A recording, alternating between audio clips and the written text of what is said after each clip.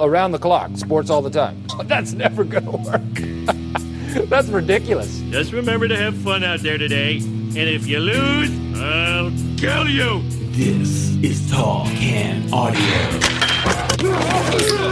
Seriously, this thing is going to be a cultural disaster.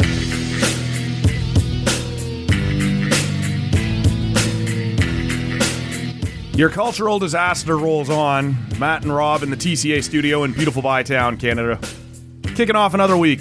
What's happening, man? Man, I am feeling outstanding. Outstanding. Cut the grass this morning. Yeah. Shit is rolling in a seasonal direction that we all want. That we all want and we all need, and we've been asking for at least 30 days. Yeah, I think the last time you were in here, you were blaming the Leafs. It was winter. You were blaming the winter. Leafs, though, for the poor weather. And that seems unfair, because I think I said to you after the fact that if we're going down, we're taking everybody with us. It's going to stay spring for... It fit at the time, though. The Leafs had lost a couple in a row. Well, they do that. And I was feeling good. And obviously the rest of the world was, because it was sunny and warm. We're on social media at Tall Can Audio. I know you know that from the criticism I have received for talking too much Leafs aftermath. We'll see whether Rob wants to tee off on them. If he does, we will at least save that for the end. Give us a follow on whatever podcast app you're hearing us right now. Let's have a beer, man. Because there's been a significant delay between the green room beer and the show beer as we've gotten things fired up here. It's true. Yeah. So what are you having over there? Are you asking me? Yeah. What a gentleman. Do I not always let you go first? Yeah, I know you do, but sometimes I'm like, I'm not ready. Meh. I'm not totally ready. I am drinking today from Market, which we've had a couple things on recently. Mm-hmm. This is, and wait for it, wait for the Envy. I'm drinking. Who's coming with me? Yeah, man, I'm with that guy. I say that every time I hear that. I'm like, I'm with you, buddy. You had just said if you're with me. Yeah. This is the Drip Coffee Blonde Ale from Market. And so it's called Drip. Yeah. A coffee blonde. Coffee Blonde. Hyphen. Yeah. Subtitle. So is it a beer coffee or is it a coffee flavored beer? That's how they are selling it. Yeah.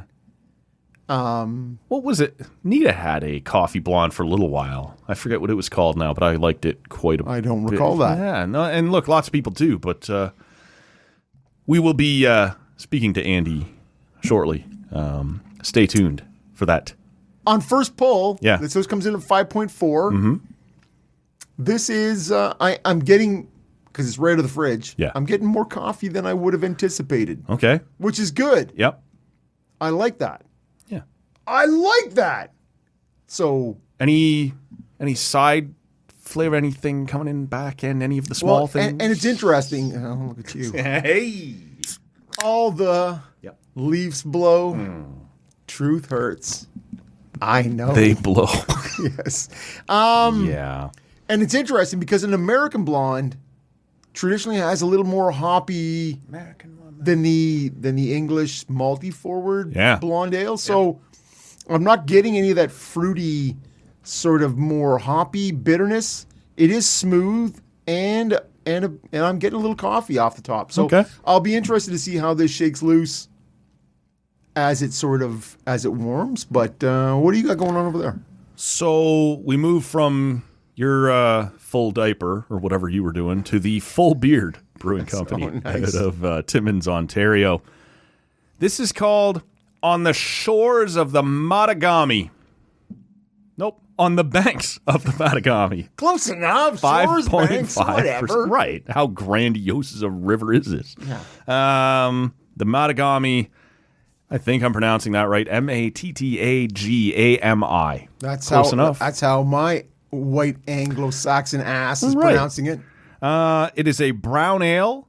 Like I said, 5.5%. I do love a brown ale. I do too, man. And honestly, it's been a little while since I've had like just a traditional brown ale out of this. I think last fall, maybe late last summer, we did try something else from Full Beard. I don't remember if that came out of your kind of monthly. Nope, not me. No? Okay. Never go Full Beard, though. No. Doing it, man. I am diving right in. This is nice. It's got kind of that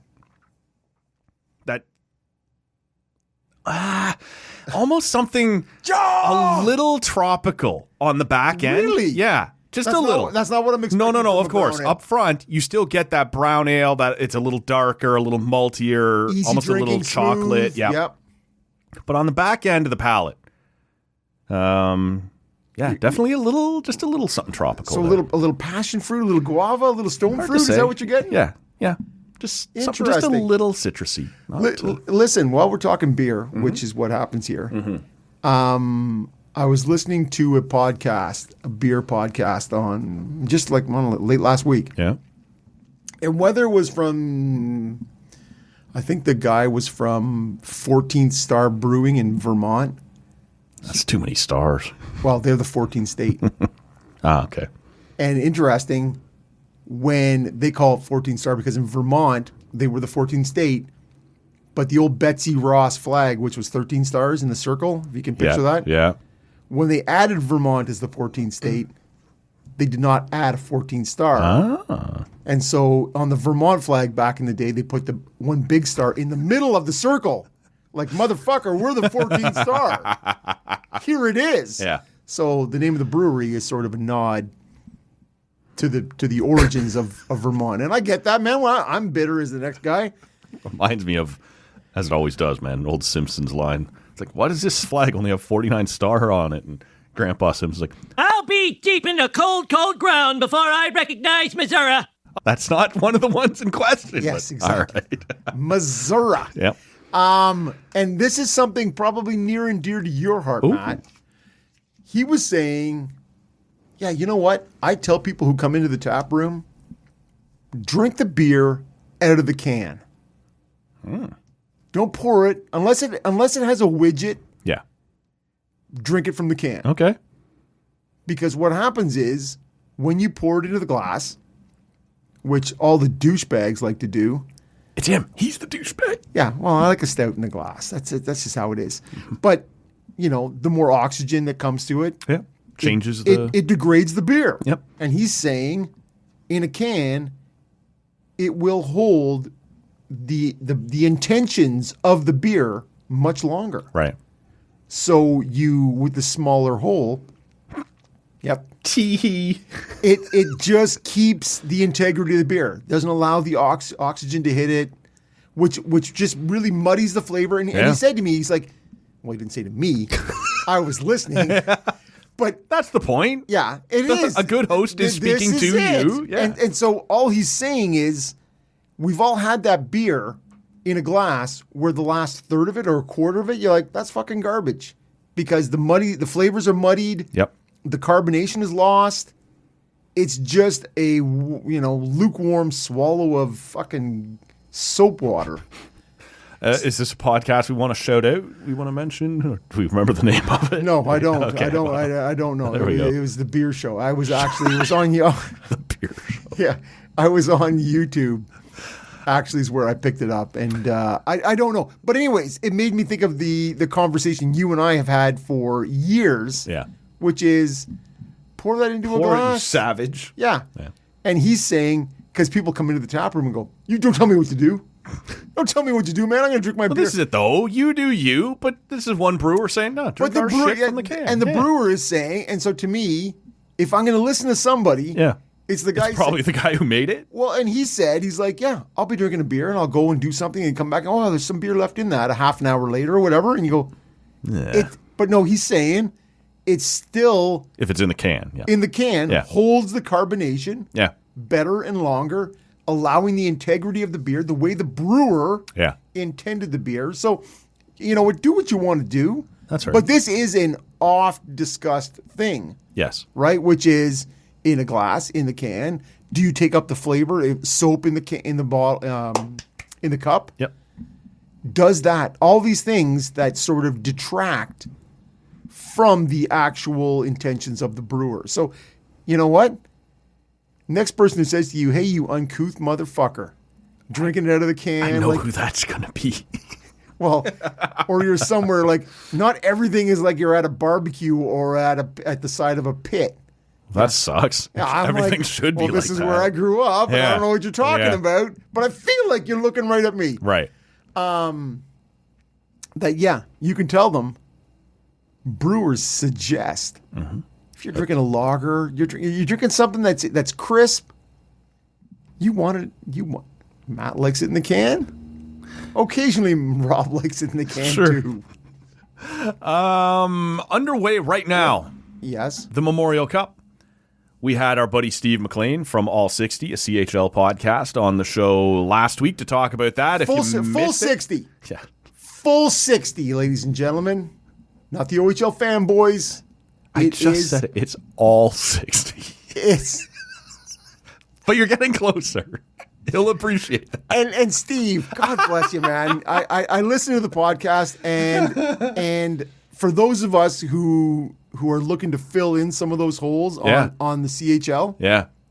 they got their shit tight. Honestly, man, him and Patrick McNeil right now out there at the Memorial Cup, they're updating the show almost daily so far, it seems, from the Memorial Cup.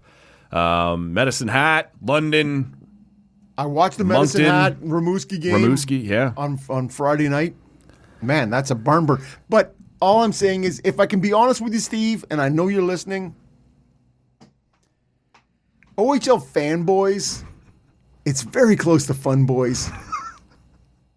And that's Get a room, fun. Get a room, fun boys. The guy in the Kaiser helmet, exactly, and he's driving along. Hey, get a room, fun boys. Hey, fun boys, get the room. It's really fanboys, fun boys. It's very close. It's also all 60, not full 60. and Rob Good is listener. forever 12. All 60. A CHL podcast. Great podcast, and we'll get you where you need to go. That's right. As the Memorial Cup rolls on, look, we're going to talk a bunch of hockey here as we go. The NHL playoffs underway, the PWHL finals underway, their expansion draft only a week away. We'll talk some Jays here in a second. But as we Wait, we got to start local. I wasn't even going to talk hockey yet, but Okay. you're already clearly needing to- there was just a couple little housekeeping things Okay, I wanted to okay. before All right. you're very anxious Am I? and driven. I'm just the one looking at the fucking sheet over here. Yeah, I know. And there's a couple little one hitter things Okay. that All right, I all right. just. It's been a while since I've been on. It's been a couple weeks. Been a while since I came. Fuck Tainted. things up, Tainted. just like Yes. I always do. Something like that. And it goes back to the conclave with the election of Leo. Okay, let's talk papal sanctions. Yeah, here. yeah. It's that CBS guy who said, in reference to the Cardinals being locked down and having no electronic devices, Cardinals being locked down with no chance against the Cubs. and he said they're raw dogging it. Did you hear that? Oh no, I didn't. That's not. You didn't hear that? No, So he referred to this is a being problem amongst the church already. being in there with no Raw dogging contact, it. raw dogging it. Oh, it's like CBS. In that case, you should have no phones, no evidence that you we don't were need in a there couple raw dogging. 70-year-old Cardinals raw dogging it. Okay. Good job, men. So at the time I was no. like, what are you doing? This is blurring of lines. This is crossing of raw dogging means one thing. It means only one thing. Okay, so there was a bit of I'm surprised this did not come across your radar. Well, I've as been a social media guy and all these things, Yeah. and so I thought, no. This is not acceptable. Last Friday, I'm listening to. So this week, today's Monday. So Wednesday starts up Rib Fest Here in Ottawa? here in Ottawa. Okay. One of the evening radio hosts, not sports talk radio. Didn't know we had other stations. Other stations. Yes, exactly right. I'm looking at you, Creech. It was not Creech or AJ. This guy says, so they're giving out passes to Rib Fest. And the guy says, Put a bone in your mouth. are you going to Rib Fest? You know, you taking your own wet naps and your own bibs, or are you raw dogging it? And I'm like, You're not using it what is happening here, man? Job, men. We've jumped the shark, man. Please Raw dog less. With the use of raw dogging, I'm like, if grandma gets a new ring or earrings, are we saying it's like a new pearl necklace for grandma? Whatever the fuck you have! What are we doing? I have no idea. This use of raw dog. Yeah, I don't think we know what that term means. And it's raw dogging it. Yeah. Everyone seems to say, are you raw dogging it? And I'm like, what have we done here? We've blurred the lines completely between what is... Yeah, where this started and where we've ended up. So, I don't know, Matt. I wonder when it comes to... things that I heard this thing. I'm going to use it. You're not using it right. Well, or have you just taken it to grandma got a facial? No. No good. Yeah, a little foundational thing, a little bit, tighten things up. I don't know, but yeah. So I'm just, every time I hear it, I'm like, man, could you stop? Could you stop? Could you? Sometimes you can't. Raw dogging. Sometimes you can't. This is how you end up in trouble when you're raw dogging it. All right. Anyways, that was, I heard it on Friday and I'm like, come on, man, what are we doing here? This was Ottawa race weekend here in the nation's capital. Sorry, I ran the half marathon yesterday too, Matt. Not as cool as the guy I want to talk about. The guy in Crocs? Just spoiling everything up. Yeah, that's what I do. Yes, there was a guy who reported by CTV News. And look, he'd been around. He was also on with Patricia Bull on... I've been around as opposed to being around. And he was going to attempt to set the world record for half marathon time while wearing Crocs. And a fridge on his back. The fun thing about that is not create a world record. Someone already holds this Yes, record. of course, man. You know that's true. So in his interview, though, with CTV News, he says, I checked it out and looks like it's like 2 hours and 1 minute. And he's like, I don't know. I think I might be able to do that. Half marathon, 2 hours and 1 minute? In Crocs. Fuck, man. It's not even close. It's like 71 minutes. There's news stories all over the place of like a teenager doing it in 71 minutes. There's another grown ass. I think the world record, Crocs or not, is under an hour. It's like 56 minutes to run a half marathon. Half marathon in 56 minutes. Yeah. People be crazy, man. Whoa. So this guy's like, I don't know. I think it's like 2 hours and 1 minute. He's like, I think I got a shot at that. And you're like, it's actually like 71 minutes, in which case it's a much tougher go. But I like this guy. This is a hero for me. This is a legend. A guy who's just throwing on the... He's clearly a runner. Like, he's run a half marathon, a marathon before. It's like, yeah, fuck it. Roll out of bed, throw on the Crocs, and see what happens on a random Sunday. It's just a half marathon. You got to be going 2 sizes smaller. I think so, right? Because they flop around. Like, they're not a tight... You do have to have them in sport mode. I needed my niece to explain to me. Which is the heel thing? The little... Yeah, the band has to wrap around in the back. Sport Apparently mode. that's called sport mode Crocs. Yeah, but you're right. You would have to downsize to keep them all. So, look, my beef here is not that... good in the wet. And it was rainy yesterday. Yeah, it's not a great weekend for the Croc run. But... Croc with an R, ladies and gentlemen. So I'm looking... Going wet. So, look, I saw this story on, like, Friday. Someone tweeted about it. It's like, I think it was in America. It was like, Canada wants to be taken seriously, but they got some guy running a half marathon in Crocs up there. I'm like... Yeah, you Americans are going to look at us. But I'm like... Florida man kills really? raccoon with a fucking hammer. What are we talking about here? All I searched on Twitter was half marathon Crocs, and there it is right on CTV News. They interview the guy and what he's doing. He's, in fact, going to go... He started at 8 a.m. on Sunday morning. At 12:30, I'm searching around... Can we get a result? Does anybody know what's happened? Where's the Croc result? Right, has he not finished yet? This is journalistic failure, man. If you're going to report on this guy doing it, you better be there when he crosses unless he hadn't finished yet. It took him 4 hours or something. But I'm disappointed, man. But I bring this up. Who was the Russian author who said, if you're going to have a gun in your book, Tolstoy. It better go. It's not Tolstoy, of course. but it better go off at it's some. Chekhov's gun or something like this that. Is it. Yes. This is what I was thinking. Yeah. So, just a couple of weeks ago, across the pond in Wales, a Canadian woman ran and won an ultra marathon, which is 100 kilometers. Oh, man. Three marathons. Shout out Patty Kaminsky.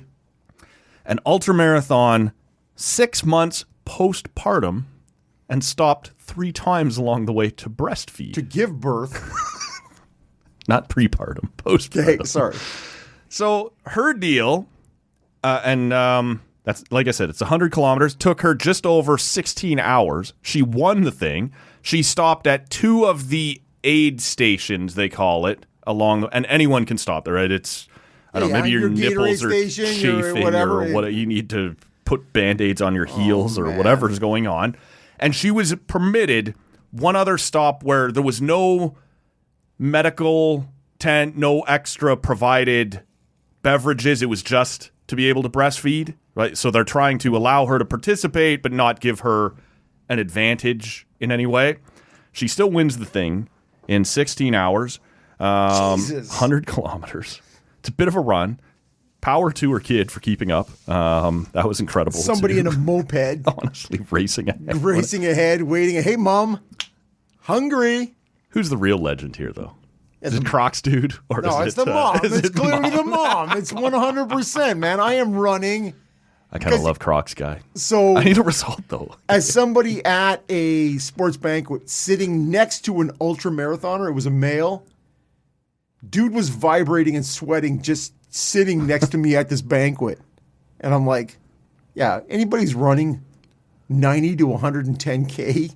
Well, this was the thing, and they interviewed her before and after the race, and she had said she had developed a bit of she hadn't run for like 2 or 3 years before. 100K marathon? Well, before giving birth, she had said it gets into a whole thing of like they were struggling with getting pregnant, and well-meaning friends were like, do you think it's your relationship with running and athleticism? Can you loosen that up? And so maybe you should stop. And she's like, She's like, I don't know if that has anything to do with it at all, but Heels to Jesus. I'm going to be, I feel guilty now putting on my shoes. So fuck it, I won't for what. So she ends up having the kid, and 6 months later, like, fuck it, I'm going for it. Ends up winning the goddamn thing. So it's pretty impressive, but in the words of Mitch Marner, kind of love. She's a beast. And she's a god in this town. So the Crocs guy, just doubling back, Love I know. this guy. So from near You got Crocs. I had Crocs. Oh, I still got Crocs. I got yellow Crocs at the cottage. I got Leafs Crocs here at the house. Those are your masturbation shoes. I don't know why you always. No, those were the slippers, you dummy. Well, and it's really from dummy. Way to go, Matt. You're a dummy. I'm slightly offended. It's from Deadpool, man. It's anyways. I'll masturbate in whatever shoes I want. Yeah, exactly. I'm barefoot. I prefer it. It allows me to crinkle my toes better. Too much information. Yeah, way too much. Way too. Let's talk some baseball. It's been neglected around here a little bit. It's the sport of kings. Better than diamond rings. As we sit here right now, Jays are filling their diaper 9-0 in the 7th inning. So they're about to get swept at a freak show that, look, I get other teams have been in and seen at this point, but it's like all the horrors of playing the Tampa Bay Rays in Tampa, but with the backdrop of Yankee Stadium. Like that Steinbrenner Field is exactly a replica without the second deck. It's the Vegas Yankee Stadium. Right. Yeah, New York, kind of that. London Bridge, whatever we got going on this here. Is it. And look, they swept the Padres. You're like, man, that's pretty impressive. And I know the Padres were coming in, underperforming a little bit, but there's a lot of star power there. And to get that sweep, when you look at that lineup, the Padres lineup, and you're like, oh, they got that guy. Oh, they got that guy. Right. And they got that guy. And you're like, what the fuck? How are they not able to score runs? Right. And yet, There you they are. kept them down. You managed to get a sweep. You finally get a game over 500. Head off to Tampa. They get slapped hard in 3 straight games. Man, like, I don't want to tee this up too much for you. Where are you at with this team as we sit here at the end of May, 2 months into the season? They're back to 2 games under 500. You happy, sad, you indifferent?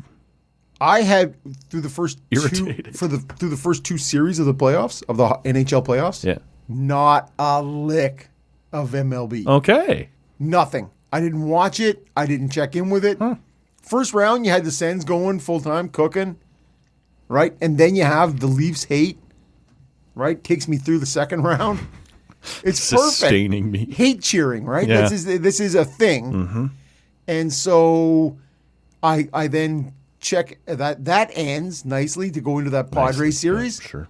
And then there's a sweep, and you're like, including that one game where it's 2-0 going into the 7th, and it ends up 14-zip Jays. Yeah. And you're like, Gosman's cooking, dealing, doing all these things. And honestly, the Padres are giving it away like the 2015 Rangers. It's perfect. Speaking of which, you're heading to Texas next. They have the 3 pitchers you're scheduled to face. One has a 2.51 ERA. The other 2 are under 2. So, well, the good not that's gonna where get easier to that's score. where our team run scored average is under 2. So yeah, the whole Fuck. thing should. Well, Texas can't score either, so this could be a dull series. But it could be the we'll PWHL final. Okay, we'll get to Brought that. right to you here Yep. in Texas. Yep. I don't know, man. I look at it and you're like, Vlad's going, but not the way you need him to go. Well, Bo is sort of going, not the way you need him to go. You look at the two of them, 285. Yeah. 5 homer. Like I'm generalizing. Yeah. 5 homers, 23 RBIs each. Not terrible. Right. Not but not what you great. need. Santander looks Nowhere. lost and then is hurt, and you're like, yeah, no, he can't play today, and all of a sudden he's pinch hitting in the bottom of the 9th or top of the 9th, I guess it would have been. He stands there, watches 4 balls go by him and for a walk, and then they immediately take him out again. For a pinch runner. Yes. You're just like, Varsho, I guess, has been the guy that's been impressive. Hitting 215. Yeah, but power, right? Yeah, I know. Somebody's got to. His slug is very good.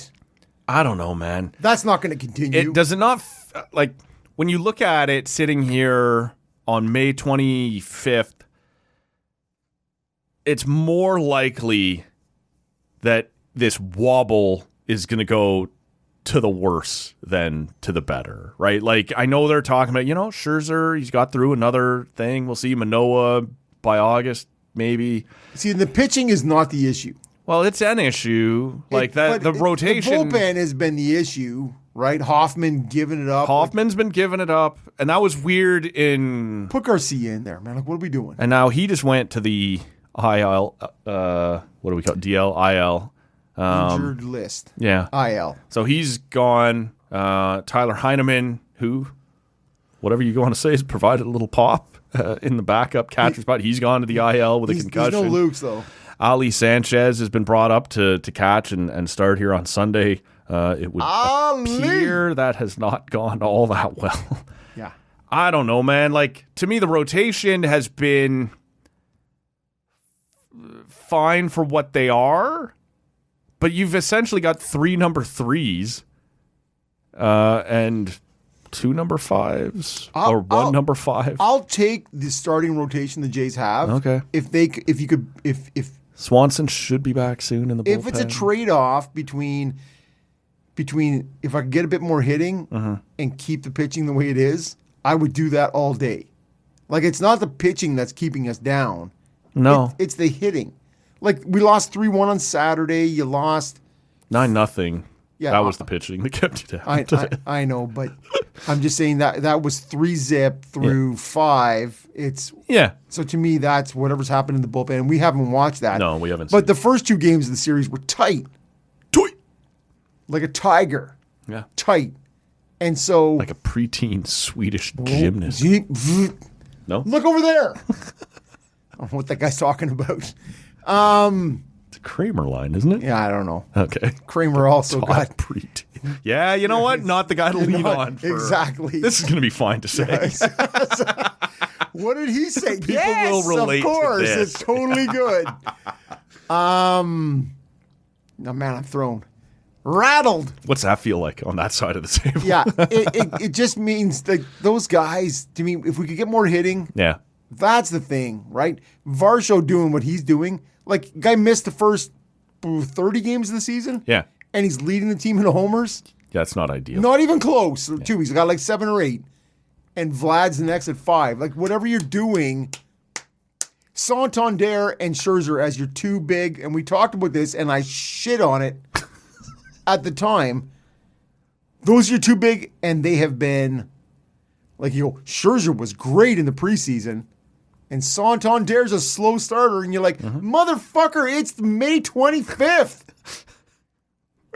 Yes. Like, we are now 1/3 through the season. That's not slow start. That's slow middle of the season. Like, his hips hurt and his shoulders hurt, and you're like, And all right, guess I what? get it. And guess what? I guess he's down. B2, can I get fucking we're $75 million bucks? We'll send him out there in the bottom, your last at bat, whatever the hell it was. You're like, wait, is he hurt or isn't he? Well, can you give me a walk? I'll take that at this point. Because you're not providing a pile of other shit. Like, why would you do that? Now, maybe it's just a terrible fucking effort by the pitcher, but go after that guy. He hasn't hit shit. Yes, like, no, they that's a failure on the pitching. Yeah. It's not like Santander got up there and worked that walk. No. They just breezed 4 by him in the general. Woo, thank you very much. I'll go sit down again. And I like. that'll be that. So. Yeah, no. See, there's my $15 million this year. Right there. Thank you. The Orioles are a disappointment.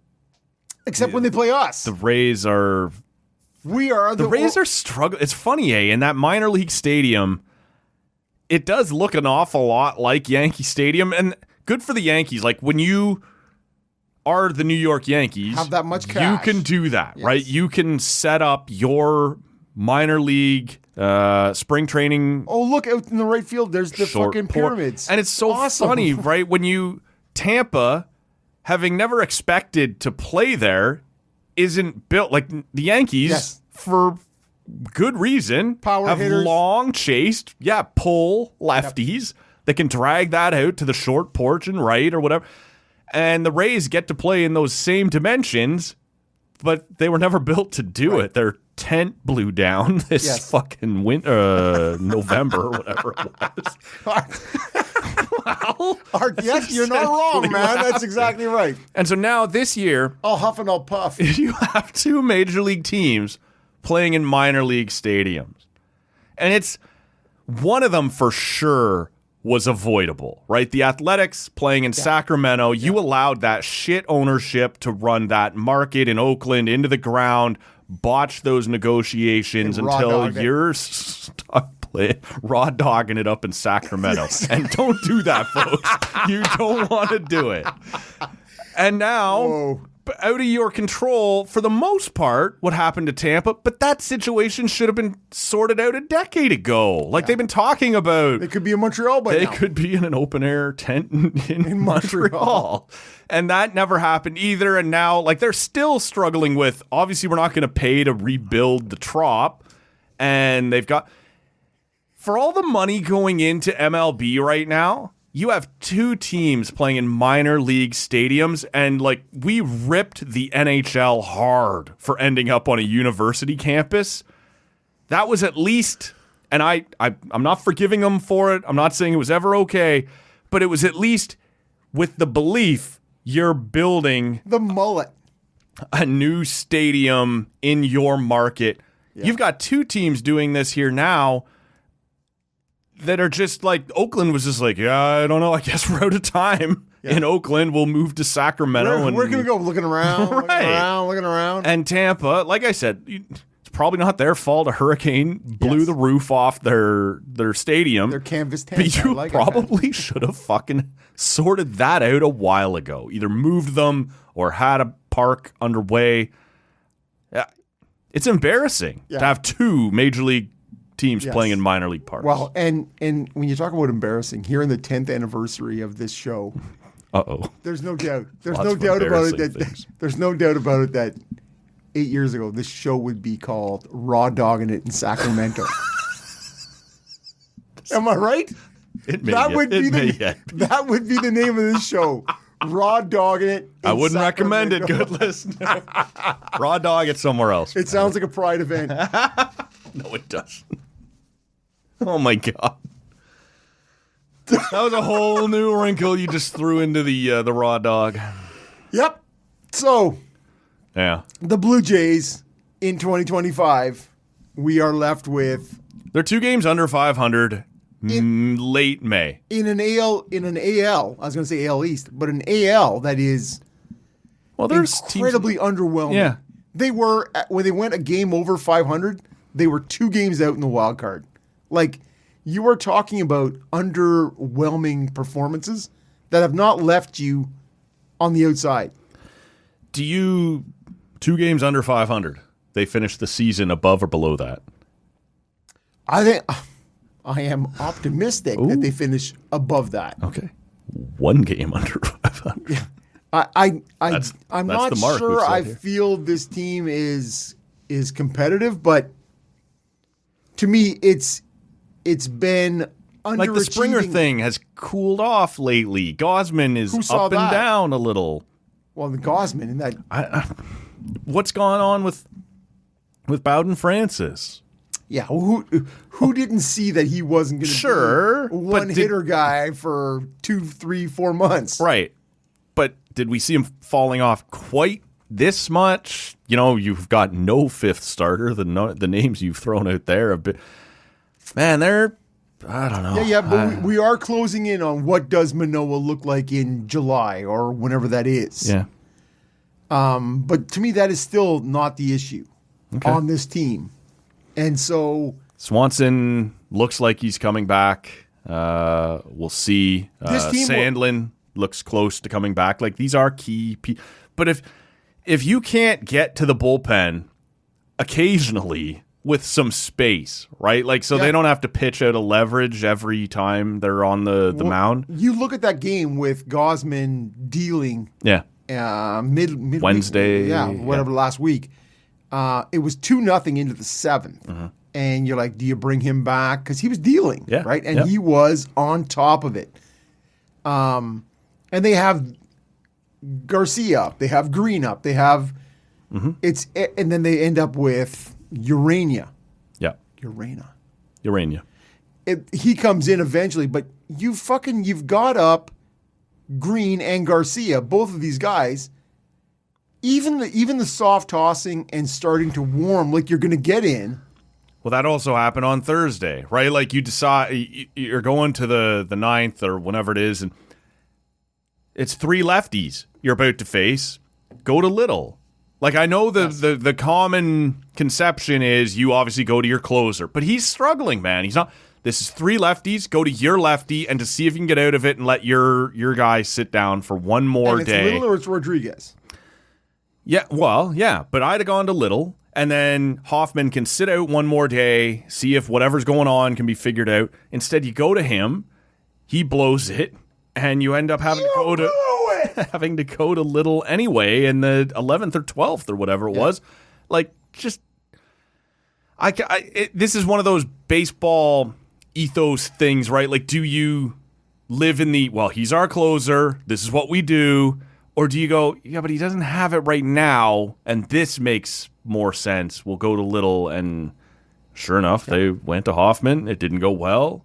It didn't end up costing them the game, but it did end up costing them some bullpen arms through extra innings, yeah. See, to me, Hoffman has never been, like, he's had elite stuff, but he's never been an elite closer. To me, you go to him and say, listen, man, this is what's happening now. We want to put you in a better position to sort of get past that. Jimmy Garcia has been the most dominant guy out of the bullpen for the Jays. You tell Hoffman, we want to move you. I wouldn't have gone to Garcia there either. Okay, it still would have been the lefty. I understand. I understand it, but I'm talking about it in very general terms, right? that you go and you put Hoffman in positions where he can succeed. Yeah. And you give that to him. You say, this is what we want to do, man. Things aren't going. He knows. Yeah. It's not a fucking surprise to him. You tell him, we're going to put you in situations where you can thrive and have some success, and then we can see where you go from there. But right now, we need you to get your shit back together. Right. And an athlete, you have to deliver it. As Schneider, Shatkins, whatever your deal is, you need to deliver that to Hoffman in a way that is palatable. And people often, I think they assume that athletes are like, they're going to be so bruised, their ego, when the reality is, man, I want to win. And what do I need to do to get back to that spot? Well, that depends on the athlete, though. Some are that easily. Yeah, but you have to. How do you deliver that message? Yeah. Yeah. And if that's a failure on you as a coach, Matt, right there. I'm actually pointing. It's you, Matt. And so, but that is how you deliver that. And so you have to do what we need to do now. But this team will only go as far as the hitting takes it. And right now, it's not taking it even to a wild card. Happy to see Addison Barger getting it going, though. But they're pitching around him. They're intentionally walking him. Good stuff, man. See, and him at third, to me, are you liking that? Or sure. For now. He's got the good arm. The arm, I was just going to say, the arm is good. The defense isn't there. great, but the arm is good. The bat's been good. I would take a slightly below average D over there with a good arm. Yep. Now that most teams do on the corners, right? You'll sacrifice. We're used to Chapman. We're used to having platinum glove right over there. Lots of teams will hide guys on the corners. Can you hit though? You gotta hit. The third baseman has to hit. Yep. In my opinion. Yep. In the time it took for us to have that conversation, it's gone from 9-0 Tampa to 13-0 Tampa. So that's going good. Jays aren't winning. Is that what you're telling me? They are getting beat brutally. As are the Carolina beat down. Okay. Hurricanes. Could you just let me do my thing? It's not a strength. The Panthers at this point up 3-0. They have outscored the Hurricanes 16-4, plus 12 through the first 3 games of a conference final is an NHL record. Look, these Hurricanes have now lost, 15 in a row in the conference final, I believe. 15, yeah. Saw, I think it was Ryan Whitney from Spit and Chicklets suggest that this is like one of those fucked up college football things where your conference is weak, but you get to go anyway and you get dropped into a playoff game and lose 62-0. Appalachian State. Right. Look, I'll be honest with you. I'm sort of doing my sulk thing that I do after the Leafs lose. I've been watching the Oilers because that's at least entertaining.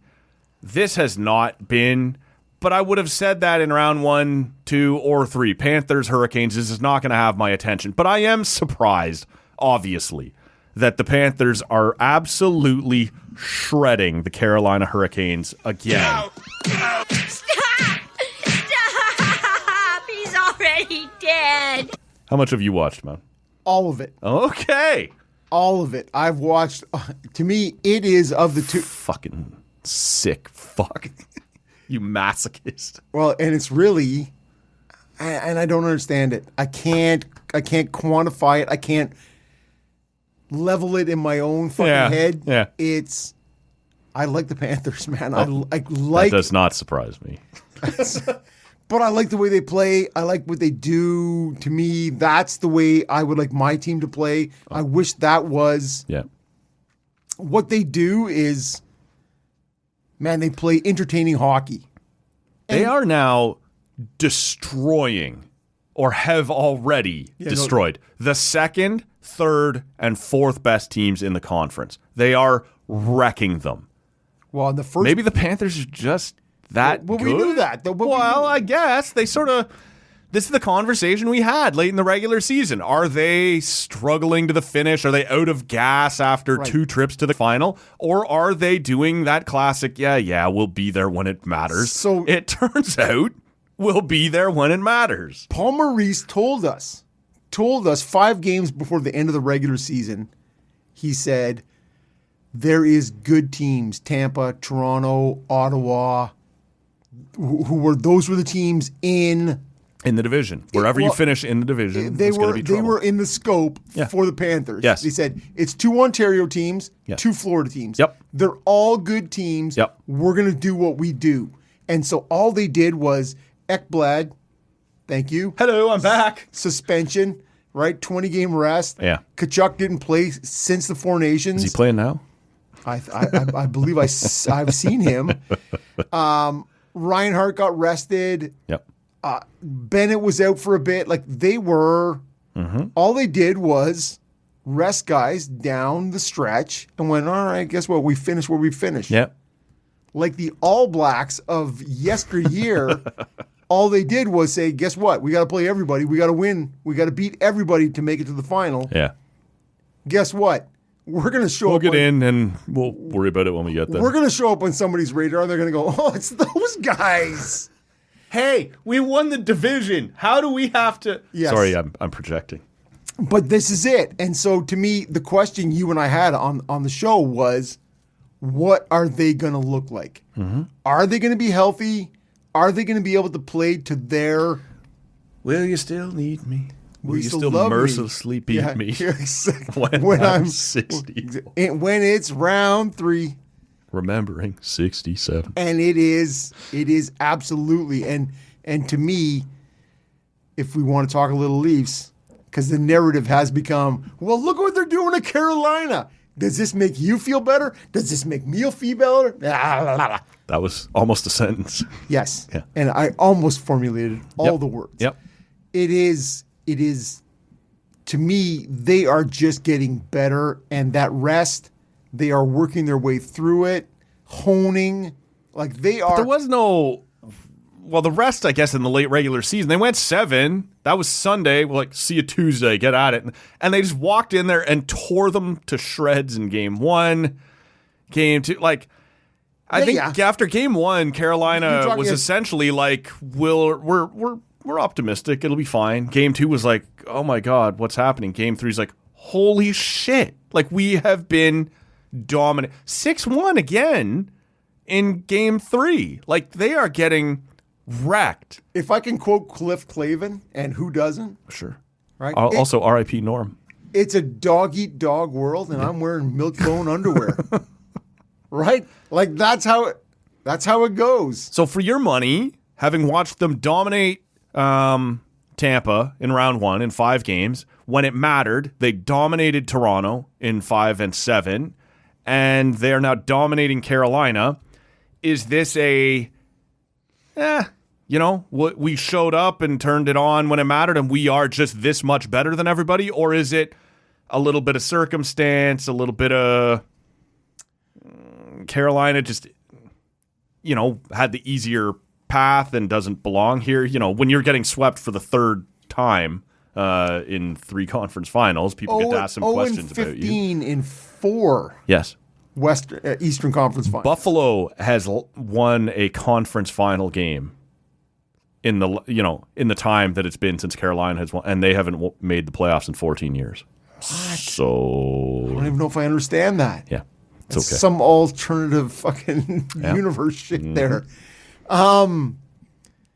Yeah, and people I was talking to on Sunday saying, "Gotta fire Rod Brindamore." And I'm like, sure, it's probably his fault. This is not Rod Brindamore's fault, man. Like, this is not. He came right out and said after game 3, we cannot have Jordan Martinook and Jordan Staal be our best players. We just can't. But I was confused by that. Why?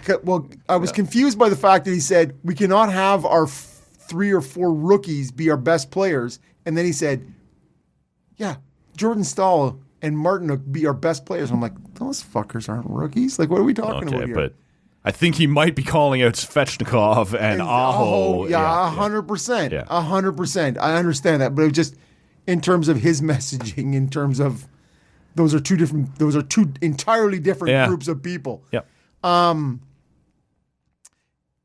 It is. Are you surprised by what's happened in the conference final? Not at all. Not at all. 2 weeks ago when we were on this show, I said to you, because the Leafs are up 2-1. I think it was 2-1 at that point. And I said to you, I am fucking horrified that the Leafs may win this series and dummy whoever comes out of Washington, Carolina. Like, I saw that as the winner of the Toronto, that was going to be not necessarily a bye, because that's totally disrespectful. And Carolina, for whatever reason, has Toronto's number a bit. Matchups make fights, right? And styles and we'll make fights. But you're right. I also said the same thing. If you can do this. Now, I also said Toronto gets rolled by Dallas or Edmonton when that plays out. But I think, I wasn't willing to take that chance. But I think no. And so I didn't expect this, though. Man, they are being absolutely torn to pieces. The Hurricanes are, and I expected Florida to win 5 or 6. Yeah. You know, it'll be what it's going to be. The last time they did this 2 years ago, a few of those games went to overtime. Like that was they were tight, super tight. Rod Brindamore, in his own little, respect in the handshake moment, said, that wasn't a sweep. I'm like, it kind of was though. Was it 4 games? It was, yeah. Then it's 4 games. It's a sweep, man. And you can dress that up in your head however you want. It's a sweep. Out west, the Oilers.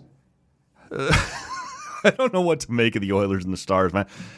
In the last 4 games, Stuart Skinner has 3 shutouts and a game where he gave up 6, 5 of them in one period. You have seen the good and the bad of what the Oilers are working with here. As we sit here, Oilers are up 2-0. This is an afternoon Sunday game that rests on the heels of an ABC. ESPN wanting to pass that to ABC and get on national or network television. So I would have said going into this strongly, Dallas. This will be a Dallas series. Heiskanen back, Robertson back. Neither of them quite yet where we need them to be. Ottinger versus Stewart Skinner. Close enough. That's going to be fine. It has not played out that way, man. Like at this point, I think you can make the case that, after 2 games, Edmonton's been the better team in 5 of 6 periods, but that 6th one was pretty important. Yeah, I am completely surprised by what Edmonton is providing, and this is still with no Ekholm, and that's on the horizon. Yeah, game 3. Well, today, I guess, they were saying. And so they have that look of a team of destiny. Like the pick of destiny. It's the pick of destiny, yeah. Little Jack Black. Sure, man. Nacho Libre. It's uncanny, and I don't understand it. And you see that in the playoffs sometimes, right? Where you go, I don't know, man. It's like they have momentum, and there's nothing about whether it's the goaltending, whether it's the decor prior to Ekholm arriving back in there. There's a bunch of things, right? And you thought with the all of a sudden Brett Kulak is a guy, right? Like so he's been the Ekholm steady, light. Super light, but super light. Yeah. I don't know, man. I look at that, and if you couldn't take advantage of that decor and Skinner, or Pickard, like let's be honest, man. Who's still not apparently good to go. Like I guess he's still not ready. Well, and this team, everybody talked about it, right? With the changes. 3 shutouts for Stuart Skinner. Like, is Pickard going to be ready soon, just in case? Yeah. Well, because you knew it was coming. You're like, this is going to happen. Somewhere down the road, this is going to happen. Yeah. And when you look at the deletions from the roster and the additions, right? When they brought in Skinner and they brought in Jeff Skinner. Yeah, Jeff Skinner, right? And they brought in Arvidsson, and you went Trent Frederick, and you've got slower somehow. You got older, you got slower. This is the oldest team, I believe, that made the playoffs. Probably would be, yeah. Corey Perry tugging that average up hard. And you go older, slower, yet somehow they have continually looked faster, more offensive, and the goaltending and the decor has been way better than you thought. And you're like, I don't know. Everybody who thinks they know something about hockey, and I'm talking about beyond this podcast, those guys don't know. Who said, yeah, man, Edmonton's going to lose to L.A. Edmonton's probably going to lose to Vegas. Mm-hmm.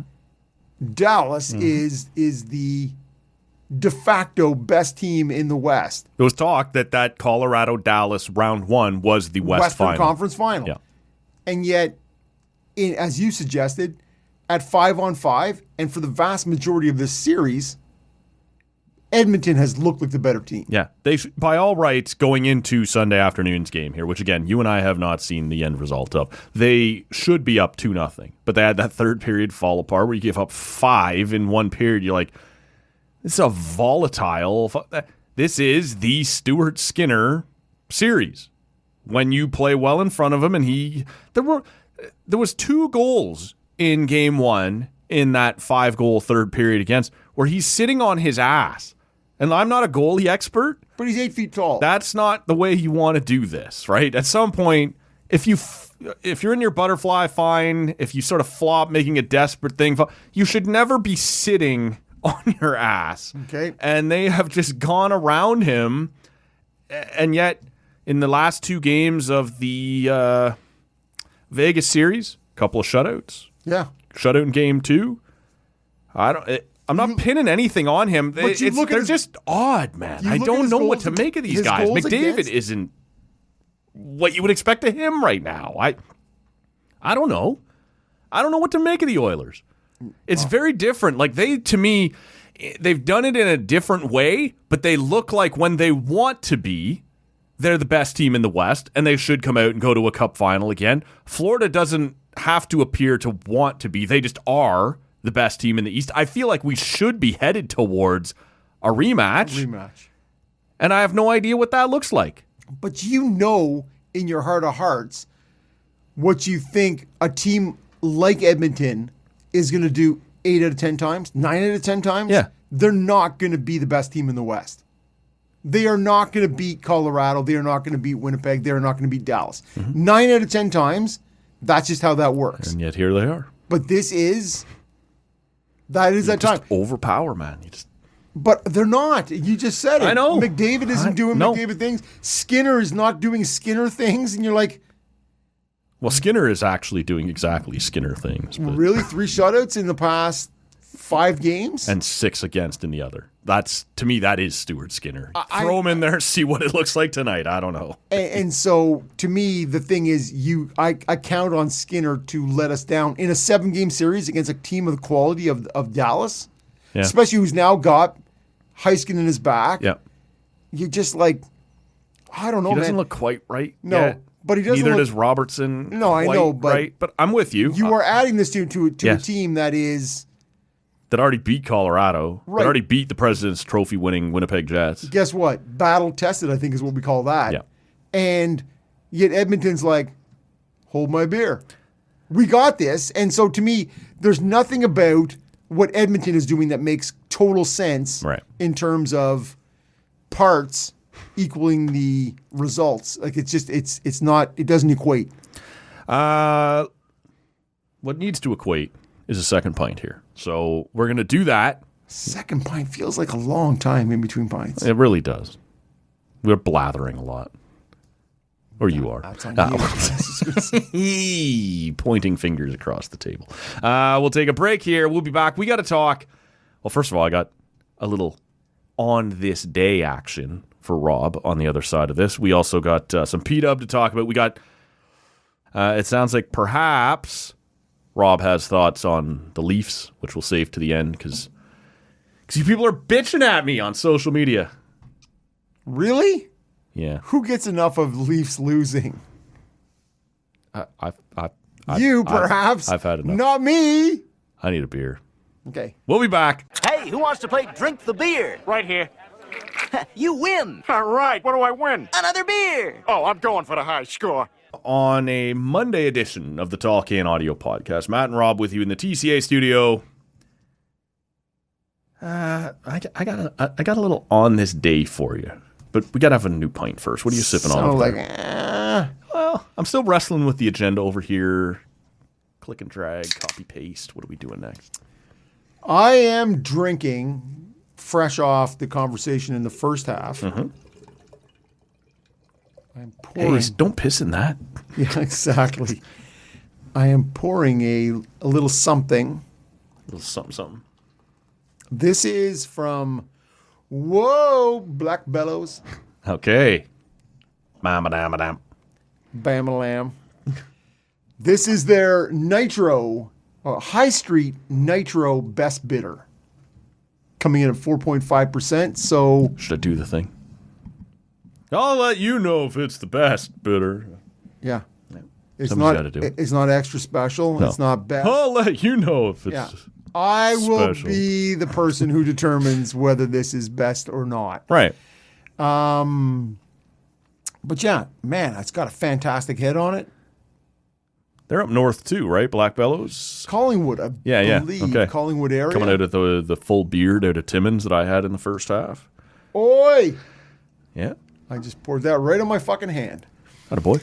There's always something over there. Yeah, it's an adventure on that side. For sure it is, man. Mopping things up. So I'm just gonna let that settle for a second, but it's got a nice head on it. Good color. Yeah. What are you Big drinking and over purple and Yeah, veiny. you rarely see that in a beer description. Yes, rarely. This is from Dominion City. I love a little Dominion City. I was trying to decide whether this was forgiveness. Forgiveness! Or if I was blaming them for something else. We had the one of the Riesling. Something exploded on me in here. Yes, it did. Right in your face. Yeah. I had to throat it hard. Yeah. I couldn't remember, though, if it was them or Beyond the Pale. So if you can't remember who you're mad at, it's probably time to let it go, right? It is. It's probably just time to let it go. Denny's. I'm pretty sure it's Denny's. Dominion. Anyway, this is their Bend the Universe. And I'm trying hard, man. I'm trying really hard to bend the universe to my will. So far, it remains strong. This is an IPA, 6.5%. Coming off a little creamy, to be honest with you. Not in a bad way, but a little more of that kind of flavor in an IPA than maybe you'd expect. It's all right. Okay. We're still pretty early on in this, so we'll see how it ages. I've had a couple pulls on this High Street Nitro Best Bitter. Mm-hmm. And the head has still remained nice and creamy on the top. Mm-hmm. And it is, as you would expect from a bitter, very sort of neutral in flavor. Resentful. But super easy drinking. Okay. Like you could wash a dozen of these in an evening and still feel sexy at the end. That's how I feel. Yeah, okay. Not necessarily look or act. Project, exactly. or... but I would feel sexy. Yeah, but 4.5%, low carbonation. Yep. Like I said, very neutral, balanced in flavor. Like to me, this is a beer I'd like to have. This is a good house beer. Okay. This is what I would like to have and come home and go, I'm going to drink a couple of these. Cozy up with. Yeah, no, to me, this is... so to me, I can only assume that the rating would be very nice. On this day in 1998. So that's this day being... Sunday. Okay. The one and only time a sitting U.S. president attended a National Hockey League game.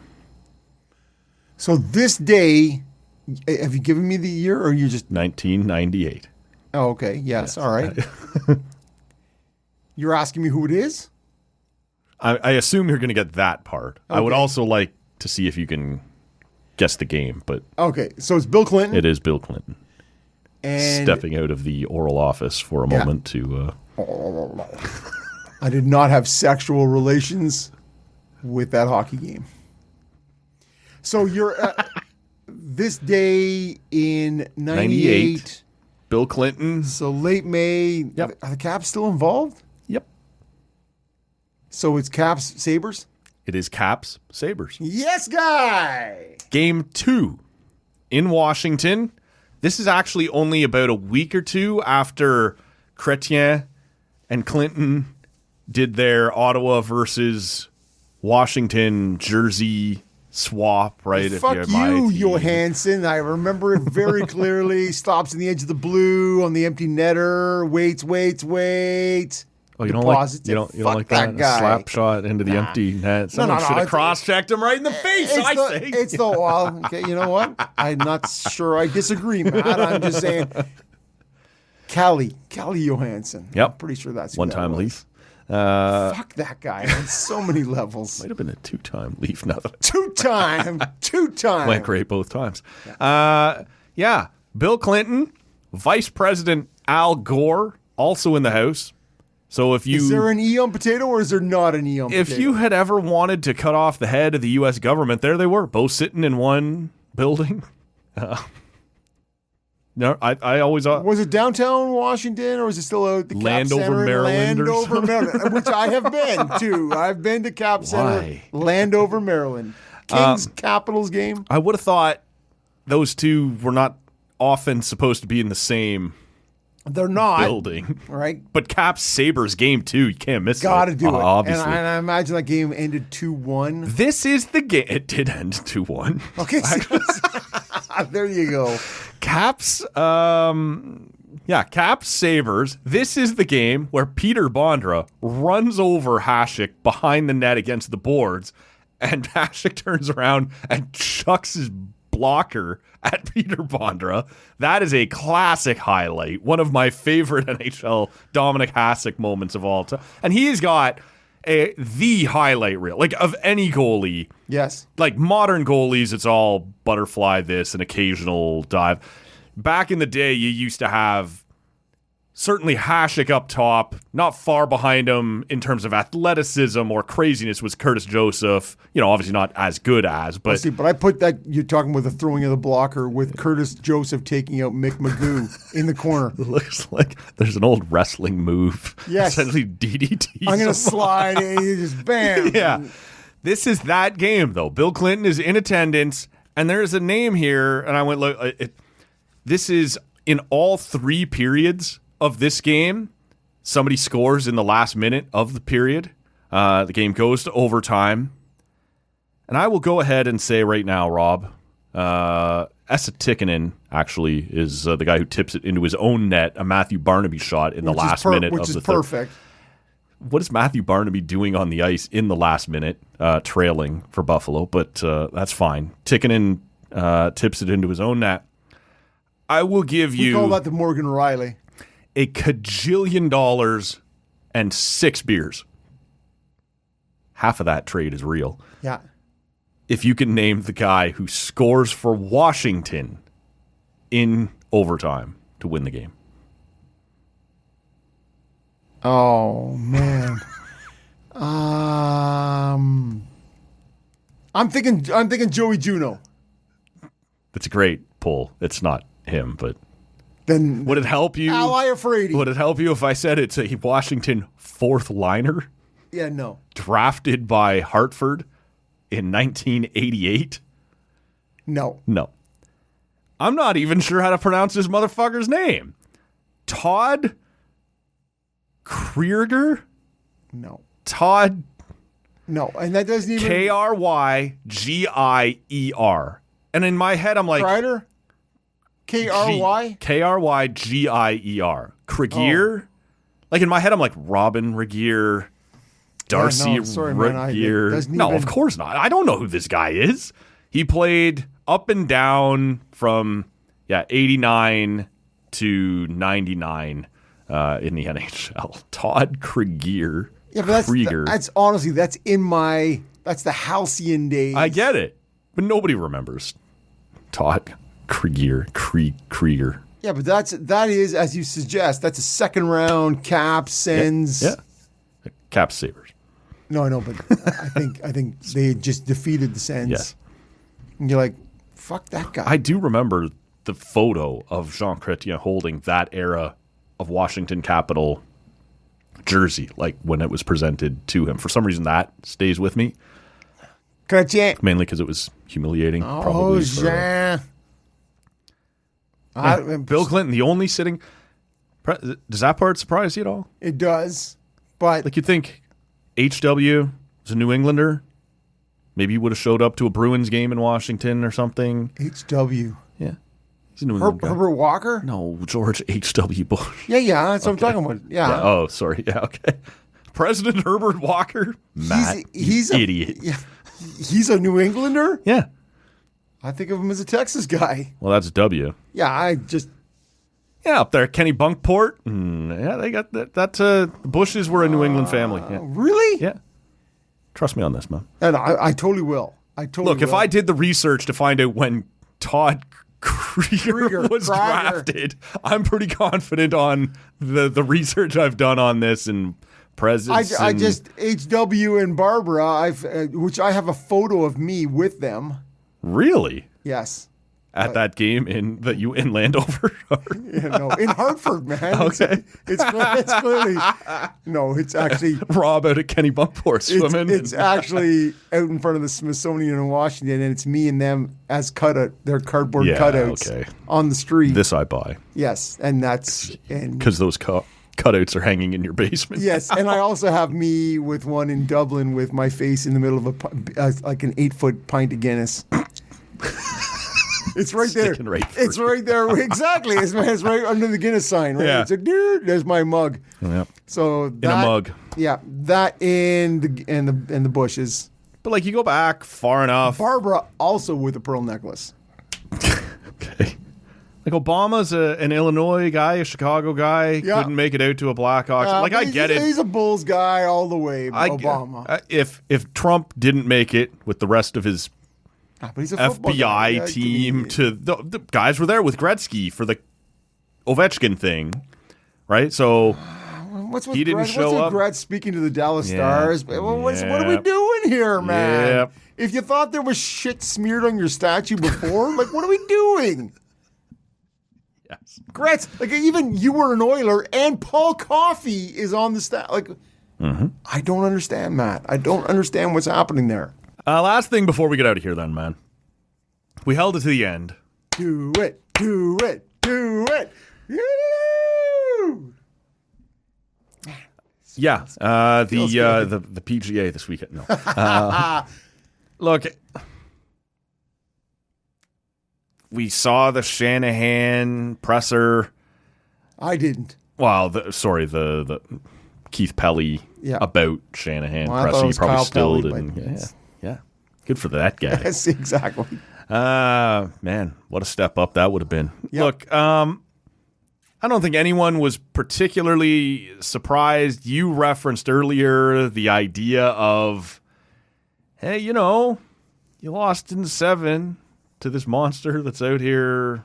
Look what they're doing, man. They're fucking destroying those guys. Maybe you were that close. You were that close. You were just 10 goals away in games 5 and 7 combined to being right there. Well, I guess we know where Matt fits in this narrative. Yeah. Shocking that Matt might come down on the pessimist side of this. I don't know, man. It's time for him to go. I think Shanny. Yeah, over 11 years, it's tough to think back what a joke this franchise was. P.A. Parenteau, baby! In 2014, they were trying hard to extend David Boland, who turned them down and then went and blew up in Florida instead. How many fucking karma circled back on that hard? How many former Blackhawks can we Right. Is Christopher Stieg still kicking around? Yes, here, we man? can. Yeah. Yes, we can. Look, I've had my chance a few times since this went down to weigh in, man. I'm sort of curious at the end of an era. We don't know yet how deep that's going to cut. Frankly, this was your idea. Where do you want to take it? I want to take it to I'm running this mofo back. Oh, no. 100%. Lay it on the line. This team went to Game 7 against the Panthers. No Stolars, right? And if you look at the couple... Stop! He's already dead. Yeah. Look past Matt's narrative. You've heard that. You heard Bunda with his hurt feelings. All those things. Yeah. We're hurt over here, man. You've heard that, and I understand it. You guys played probably the best team in the NHL, and you went 7 games. This is very much Rob doing the Paul Maurice, Brad Marchand. Yeah, I get it. These guys are under so much pressure. You're too hard on them. No. I don't go in for that. I don't subscribe to. It's hard to play in Toronto. This is trolling at its Those best. fuckers get put on a pillar. It's like you are. We are gods in this town. Yeah, it's like, to me, I do not subscribe to that, and I totally see what Marchand and Tkachuk was doing. That's total troll. Mm-hmm. Total troll. Mm-hmm. I think if you start to go, I'm going to jettison Marner and Tavares, whatever, you're gonna ditch that. There's 180 points I'm putting out the door. Yep. And 2 of my first unit PP. Yep. One of my first PK guys. Yep. You are gonna replace that with what? Bennett, who you're gonna pay $9 million Yeah, we probably are. Yeah. for a guy who's gonna get you a career high 52 points. And as even Elliot Friedman freely admitted, will be suspended every 3 weeks in Toronto. Like, let's be real about the spotlight. What we call that Bobby Holik 1999 right here, man. The Rangers are gonna pay that guy $9 million. Yes. And it went really well for them, if I recall. And you go, look what he did in New Jersey. Yeah. We call that, if you look at Maltby, Marcardi, and Draper. Yeah. Maltby went to Chicago and they gave him 6 times 5, whatever it was. And you go, oh, wait, sometimes the guy I think you're thinking of Martin Lapointe. And he Marty went to Lapointe. Boston. Yeah. I don't think Maltby went to Chicago. Maybe he did. I don't know. But I know what you're saying. A great third-line center in one market can't be your number one. Coleman, Gaudreau, and... Coleman, Gaudreau, and that Yanni Gourde. Yanni Gourde. And you go, so... You can't go home. Gaudreau went to the Rangers and Coleman went to the... Flames. For 5 or 6 months. Just the money, you go, that guy, you go... I can take him. You look how great he was in the third line, and you go, I'm going to put him in a second, and you're like, it doesn't work that way. Sometimes that guy is what he is, and you are now somebody's going to overpay Sam Bennett, way overpay, like drastically overpay. Maybe he's former Calgary Flames buddy in our front office. Well, and I would love to have Sam Bennett, but not in what this is going to. Yeah, see, the deal is. Whatever he's making at 50 points, let's say, you're now removing, let's just say you're removing Tavares and Marner. Yeah. Like, that's fucking talent out the door. 38 goals this year. And I get it. 38 goals Tavares. For Tavares, yes. How many, 30-odd goals for Marner, too? Well, 20-odd, but whatever, everything else he brings. 102 points for Marner. Guy could have 5 goals, whatever it is. 102 points. And you're going to bring Sam Bennett in and Nick Ehlers, who's fucking hurt all the time, or Brock Besser, who is at best whatever. He's not coming to Canada. Okay, but whatever he is, I don't want him at $9 million, which he's already stated he wants. Mm-hmm. You are taking known talent, and people go, regular season talent. And you're like, fuckers, you just went 2 rounds and you went to game 7. I understand game 5 and 7 weren't what you hoped they would be. But if you... It's true, they were not, Rob. All right. Those are not what I wanted them to But be. I'm just saying, you're a team that coming into this year has won 1 round. You do not get to talk shit or look down on achievements. But isn't that the point? Like... man. I think I've said it on here. You lose these guys. You lose. You fucking lose big time. I don't know what comes in return. There is no question if you let both of them, and I believe Tavares will be back. I believe he will. Yeah. And I believe he will be higher than whatever most fans expect, and probably more than what you expect. Yeah? What's that? I think you were saying 4. If he wants to come 4.5? between 4 and 5, 5.5, we can talk. Higher than that, I'm out. Dude had I know what he had. points Dude's last year. also going to be 35. Okay. And how was he on faceoffs? And incredible we talked about this. Yeah, but you know what? Could not keep up. He was like Nylander, got pushed out of that series. And Willie's normally the guy who hangs tough. Like, I know I'm leaving out Matthews and Marner, but they fucking always get pushed out. You are talking about your regular season starting goalie, not available to you. Yes. You're talking about your number one center, not 100% healthy. I know people are saying, I don't care. And you're like, I'm not saying that. I am going into this clear-eyed.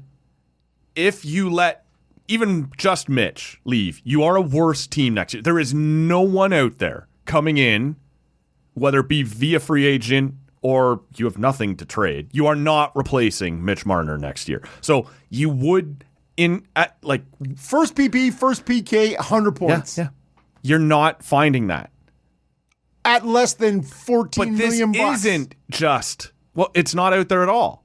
Like, you're not finding it. No. You're not. So I don't know what. You can't keep doing this, though. Like, yes, I believe we lost to a better team. You and I both picked Florida to beat them. And yet it fell apart. So, like, they have never presented themselves as poorly as they did in 5 and 7. You cannot dispute Stolarz was the better of the two goalies than Wall and Stolarz. Yes, that's right. You cannot dispute that Austin Matthews was not Austin Matthews. And again, I understand he has an 8-year track record. Yep. This is it. Like, all of this stuff, when you zoom in and you go, I know this and this and this, it's all reasonable. You can't just keep doing it. Yeah, but what are your options? Your options are to become worse. Yes. That's what's about to happen. And so when you look at Shanahan, get McDavid next year. Yeah, I know. And Kaprizov. Oh, I love Kaprizov. And Cale Makar. It's going to be awesome. We're going to be so good. Can I get Panarin? Can I get Kaprizov? Can I get McDavid? All of them unrestricted next year. It's going to be so good. The reality is... Get out of here, Max Domi. Yeah, no, fuck that. And my boy. Come on, who's my boy? You're going to put him on the first line. You're going to put him on the second line. You're going to put him on the third. Holmberg. Yeah, Holmberg. The big Pont. Come on. Pontus. Like, that is, you are talking about, you eliminate those things. But you. For what? Okay, but the reality is, cap increases. You are talking about. We spent that already. Yeah, but you were talking about the fact that the reality is the pandemic perfectly hurt the Leafs. Yes. Right? Cap stayed static. Yep. No movement. This is the most boring part of this debate. It's the thing nobody wants to, because I want to blame someone. I want to be mad at someone, and no one outside of the Leaf fan base wants to give you an inch on this. It could not possibly have lined up better to fuck Toronto. Perfect. And I love that. Okay? And then you got all your guys? You're locked in? Good. Bang. League revenues. Guess what? Stop. Static. Cap is not going to move. Oh, Cap, all your guys, you ready for new boom. Let's blow it up. We're ready to move up. Ain't happening. Fuck. And then you roll into this year when you go, what do you need? What do we need? Matt, what is the most important thing coming into the 2024-25 season? We need to win the division. Yeah, we need to avoid Tampa. We need to avoid Florida. And then we roll into it, and you beat Ottawa. Yep. Fine. Yep. You roll in against a very battle-tested, but question mark that came through the season. If you had just showed me this year, I'd go, man, valiant effort. Let's go. I know. We'll run it That's back. why you have run it back. You got to look to your good friend Rob. You look to your good friend. Trolls. Balanced opinions. Yes. Yeah. Always wants what's best for the Leafs. And you go, okay, no, but in this case, I am trying to look at it as objectively as possible. I understand. And you go, you're going to get a series with Stolarz healthy and a 100% and or a 90% healthy Matthews, right? Like nobody's healthy in the second round.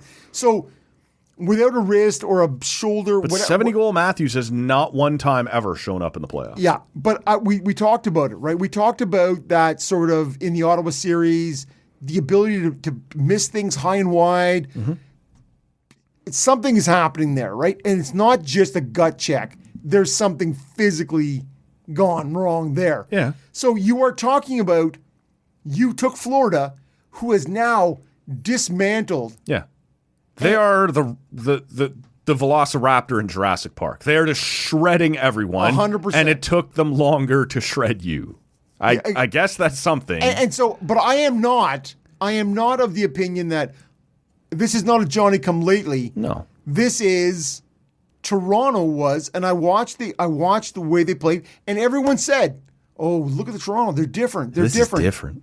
Okay, and again, the difference is you made it to round 2, and you went 7 games against the Cup champions. Mm-hmm. Like that's not nothing, and you did it at 80%, 70%. Nothing.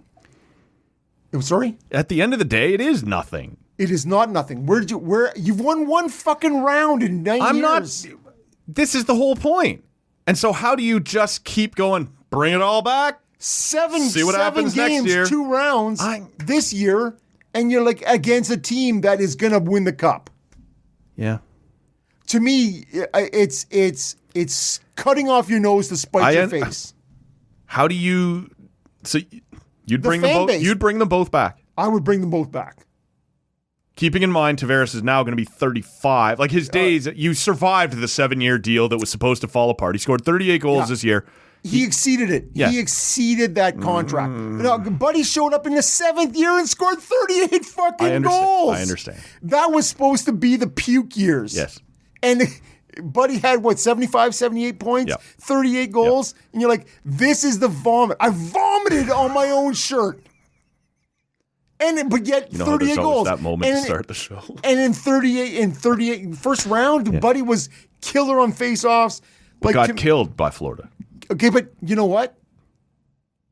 And don't say so did everybody, because that means we need to change. But Toronto still won the majority of the faceoffs against Florida. They did. They're just face-offs. I know, but who won most of the goals? We loved it in the Ottawa series. We loved it, and you said goals off the power play.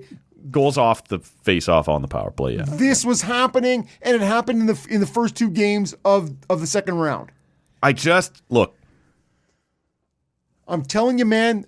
I'm with you. They will be worse next year. You've said between you and Michaela, you and Stevie Buns, you covered it as least people. This is why I open it up, because people have heard what I think. And to me, the reality is, yet it's hard for me. I hope like hell. I hope you let Marner walk. I hope you let Tavares sign somewhere else for 2 years, $7 million, and you fuckers are weaker and you are left floundering. This is what I hope is going to happen. But you do that at your own risk. Yeah. Both paths are perilous. Bring them back. First of all, we don't even know if that's an option. But bring them both back. Well, hold on. Mitch might say, fuck this. Yeah, I'm getting blamed for this. I'm gone. Of course. So that's out of your control. If you do not bring them back and you decide I will be worse in the regular season to be better in the playoffs, who's that? What is that piece you're going to find? You can't pay Sam Bennett David Bolin money. Nobody gets David Clarkson, David Bolin money. Man. Nobody gets that. This is the problem. If you're trying to reboot on the fly, you can't waste another window or waste another year of this window waiting to see. Look, it is the easy target. You have to say Toronto wants to get McDavid, right? Obviously, they would love to do that. Why would McDavid? Right? Who doesn't? McDavid has said playing in Ottawa would be a dream come true. Yeah, yeah. Wearing a blue jersey. No, man. He said it. Playing in Ottawa would be a dream come true. In his draft year, you have to, you can't lock into 7 years as. If on July 1st McDavid doesn't sign his extension, you have to wait. You have to wait if you're Toronto. You have to tamper like hell. You have to just see, is that out there? And if that's the case, then you have to take a step back next year. Maybe you can lock some guys into overpaying them for 1 year. You and Bunda talked about it on the Tuesday, Wednesday, Thursday show, whatever it was. Yeah. And to me, your take on it was the most balanced. Is You don't spend all your money this year. Yeah. You hold it for 1 year. It's hard to sell in Toronto. But you know what? You know what's also hard to sell? Bringing everybody back. More losing. And you go, well, not more losing. More losing in May. This is the, yeah. So the idea that you could go, whether it's McDavid or whether it's Kaprizov or whether it's Panarin or whether it's Makar, whatever the deal is, there is way more top-end free agents in 2026 than there are in 2025. So, but that's not going to happen. Probably not. Pelly is not going to go in for that, and True Living is not going to, because nobody is, right? That you can't live for the now. Take yourself out of that race, though. No, you can't. Yeah. No, but you're saying you can't take yourself out of the 2026 race. Right. Yeah, but it's very hard. Yes, it is. To go, I think I can fix that now. Right. And fuck 2026. Right. We'll go out. We'll bring in Nick Ehlers, and I like Nick Ehlers. Like, that would not break my heart if they went and got Nick Ehlers. But to me, that is more the same. Well, can Nick Ehlers be what Marner is? He's not going to be the PK side of it, but can Ehlers at $9 million be what Marner offensively was at 14, and then what you're shaving off of Tavares? Can you give that? Maybe it is to Bennett, right? Like, can you? Change your chemistry, the makeup, the look. I don't know, right? But do you want to go past 1 year on any of that? And if you don't, then you're not getting either of those guys. Because I like Nick Ehlers in Winnipeg when he's healthy, when he's going. You go, that guy. And he is a playoff guy. He's a top 4 guy. Yep. But we need a new core 4. Yeah. Well, and the one thing is, if I can wrap this up with a bow, is if it's funny to think. We're not going to talk about this throughout the summer. But whatever. We'll wrap it up. No, this conversation today. I understand. Whatever comes from this, if we can put to rest the core 4 talk. Yes. If one of those guys, if it's the Tavares, Nylander, Matthews, Marner, if we can take one of those guys out of the equation. In there now. Yeah, of course.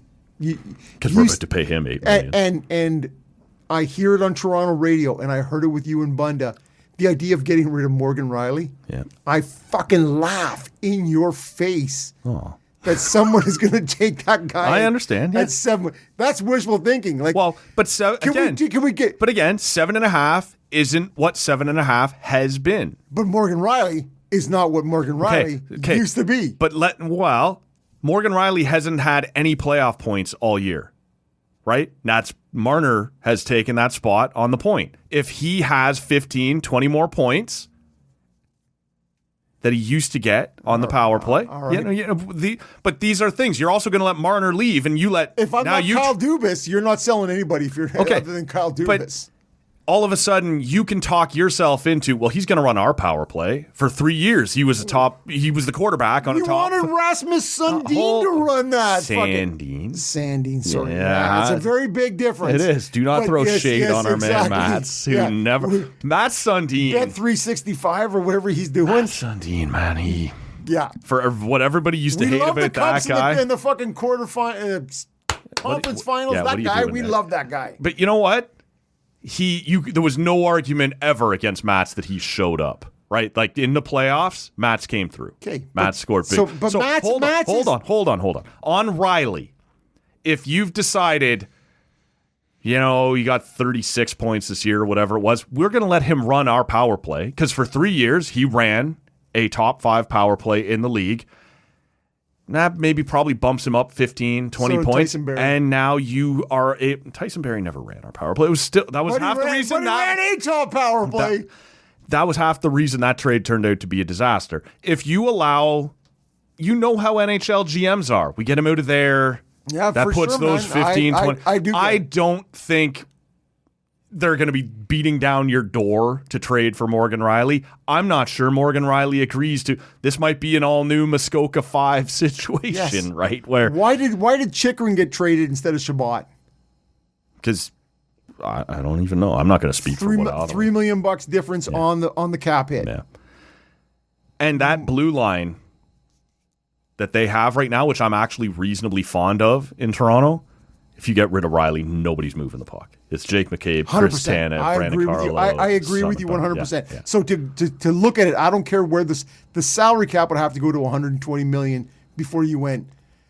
The way Morgan Riley's playing right now, 7.5. Yes. Yep.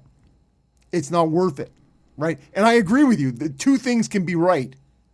Yeah, when you go, he'll run our power play. There's 15 more points. Maybe it's closer, but right. But I think they it's a tough shelved sell. him for Rasmus Sandin. Yes, they did. Because they felt like he could know. Yeah, I know. But that's not working. Yep. And then when they got rid of Sandin, they went, what can we do? Back to you, Mo. I guess we're going to 5 forwards because that guy's not doing it. Yeah. So anyways, run it back, Matt. Run it back. That's what Rob is saying. Yeah. And Rob is saying that in a as unbiased way as possible. Yep. Like really, in terms of what if Toronto was my team, you will return that team if you make the changes that the for fans 10th time. For the fans that the fans are clamoring. But you let Shanahan go. Like you look at in 10 years, 2015 to 2025, Toronto is a money-making juggernaut. This is what Leaf fans are afraid of. And are we back to just, hey, be good enough to make it in, sell a bunch of jerseys, successful, make 100 points through the regular season like nobody's business, and you have a chance every spring. Every spring, you have a chance. You have a fucking lottery ticket. And you know, man, most other teams would man. Die for. This is what I said to you when comparing them to Washington over and over and over. Stay in the mix. Just be in the mix long enough, right? Yes. Just be. It's not like I don't see just be there. Be in the mix and see what happens. How many times can you see Do you want to be happen? the San Jose Sharks or do you want to be the Washington Capitals? Of those two teams, you go, guess what? Yeah, the Caps made more changes. But the brought in Oshie, brought in, numerous different goalies, although I guess we're doing that part. Yeah, you've tried. And so to me, we have tried. I just think tried so hard. There were in the last 25 years, the teams that didn't win or Caps did. Yeah. But you had the first 7-8 years of this century, the Senators were very good. Yep. Didn't win a cup. Made it to a cup final, didn't win a cup. And a conference final outside of that? 2 outside of that. Sorry, yeah. And then you have San Jose, made it to multiple multiple conference finals. Yes. A cup final, didn't win. Capitals, always knocking. Finally, stay in the mix. Won a cup. So to me, those are your examples. And 1/3 is not a great. But I'm still saying, if you are Columbus. Oh, man, there are so many franchises right now that would go, you guys are complaining. Give us that. Yes. Yeah, we'll take your guys. This is going to be the thing on Marner. If he ends up in Chicago, ends up in San Jose, and we'll worry about the playoffs fucking later and whether can we make the playoffs 9 straight years? Right. Give me that guy. Give me that guy. And so I just as somebody who is, again, obviously not unbiased, not impartial. Yeah, me neither. But I am saying, man, you are taking half of that lottery ticket away. Yep. I have a feeling this will come up again. It's not the last time we talk about it, but no. There it is. We thought we would get to some talk on Sidney Crosby at the World Hockey Championships and how all that played out. We'll do that tomorrow. Maybe later in the week. Yeah, probably tomorrow. I think we'll do it tomorrow. Is that not later in the week? It is slightly later. Why you gotta fucking split hairs, man? Maybe we won't get to it. Maybe we won't. Maybe Rob will be escorted to the door. That's where we'll wrap this one up. Hope you all enjoyed this. Hope somebody did. Yeah, exactly. We're on social media at Tall Can Audio. Give us a follow there if you're not already. And subscribe to the pod wherever you're hearing us on whatever app you're on. Hit follow, hit subscribe. I will shout out one more time. All 60 a CHL podcast. They are all 60, baby! Boots on the ground in Rimouski for the Memorial Cup. Check that out as well. For Rob, my name is Matt, and we will see you whenever we see you. Welcome back, Rob. See ya. I've got nothing here. You're giving me baseball and hockey, and I got my keister blowing in the wind. That made to look like a fool here. That's just dumb. I don't want anything to do with this place. This place is run by a bunch of children.